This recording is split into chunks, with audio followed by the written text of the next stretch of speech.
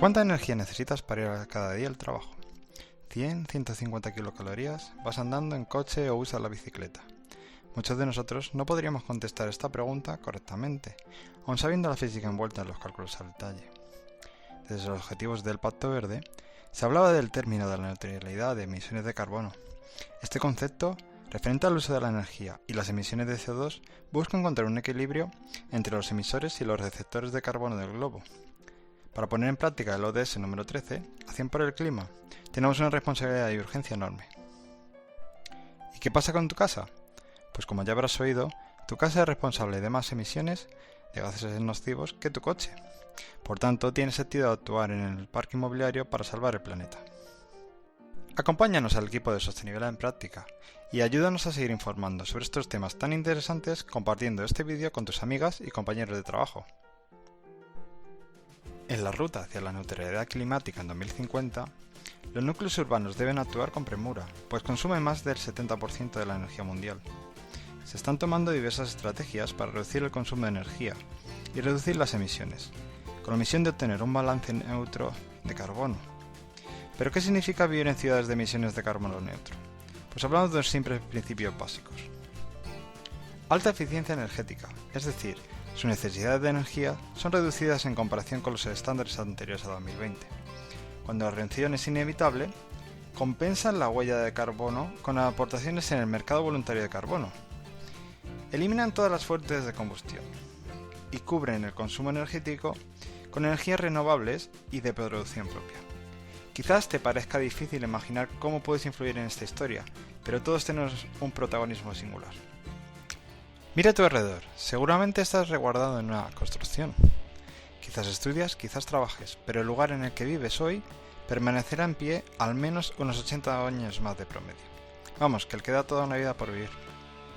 Y si es posible que no seas el propietario, tú eres el responsable de su uso día a día. Por favor, mide tu huella de carbono en el link de la descripción para ayudarte a entender en qué puedes mejorar para retener o absorber las 6,4 toneladas de CO2 que el ciudadano promedio emite anualmente.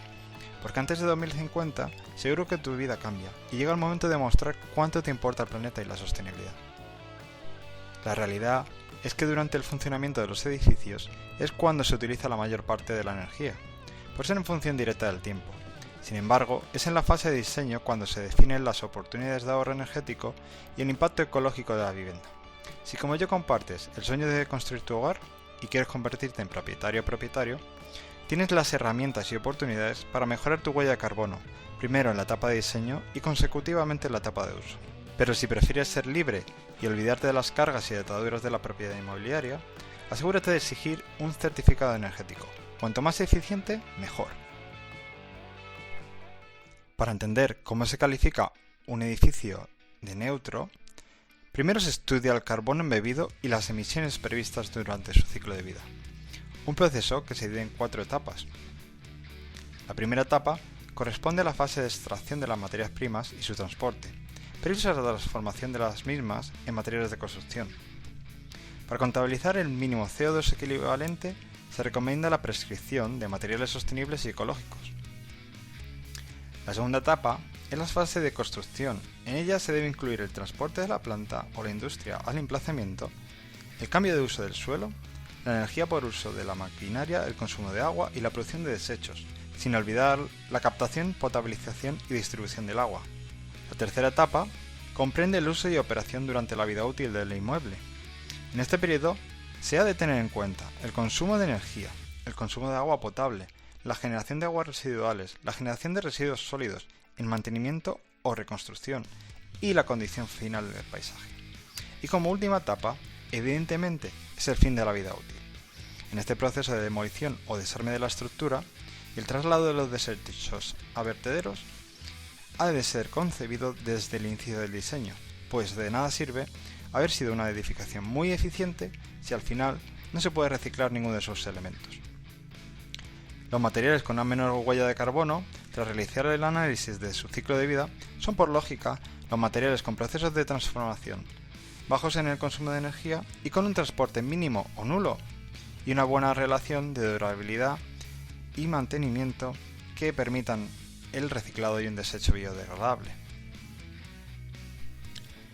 Incluso la tercera etapa, reducir la demanda energética de forma pasiva, mediante una construcción bioclimática, es entre un 70 y 90% más eficiente que siguiendo los estándares convencionales. Si bien es más sencillo alcanzar las calidades en fase de diseño, en la fase de rehabilitación podemos aspirar a mejorar nuestra huella de carbono sustituyendo las ventanas, aumentando el aislamiento de los muros exteriores y reduciendo las infiltraciones, transformando las cubiertas en espacios ajardinados e instalando sistemas de autoabastecimiento de agua y de electricidad. En los links de la descripción puedes encontrar más de medidas, pero en resumidas cuentas, reduce, reutiliza y recicla. El riesgo de ser neutro en emisiones de carbono es la opción de comprar el balance hacia la neutralidad. Ser descuidado y seguir contaminando porque no existe actividad humana sin impacto ecológico. Pero desde sostenibilidad en práctica sabemos que hay opciones y que la responsabilidad y el compromiso nos ayudará a satisfacer el objetivo número 13. El bosque sigue creciendo, ayúdanos a cuidarlo.